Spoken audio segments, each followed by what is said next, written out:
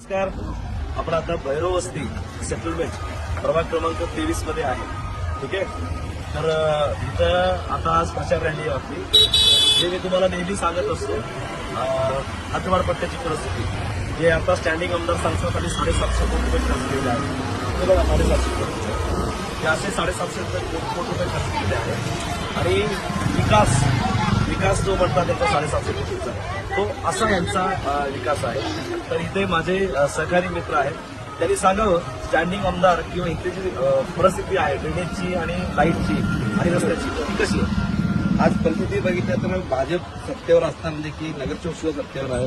कोणत्याही परिस्थितीची कोणत्याही काम न करता स्वतःच्या फंड हा स्वतःच्या घरासाठी विकासासाठी सुभाष बापू देशमुख साहेब आणि इतर कोणतेही उमेदवार असेल हे वापरले गेलेले आहेत. काही परिस्थिती बघा आहे, वारंवार कळून देखील सुद्धा रोडावर अशी परिस्थिती आहे. समोर बाजूला सुशिक्षण विद्यालय आहे, लोकांना विद्यालयाला जायला येण्यासाठी सुद्धा त्रास होतो. अशी परिस्थिती असताना आपण वंचित बहुजन आघाडीला यावेळेस मतदान करा आणि येणाऱ्या परिस्थितीला मात करून आमच्या उमेदवाराला जिंकून द्या. तुम्हाला समोरील सगळे रोड, ड्रेनेजचे लाईन सगळे कामं करण्याचे आश्वासन मी स्वतः आणि साहेब संतोष पवार आणि प्रकाशजी आंबेडकर साहेब घेतील ही आणि गवई देते. वंचित बहुजन आघाडीची एकंदरीत परिस्थिती आहे.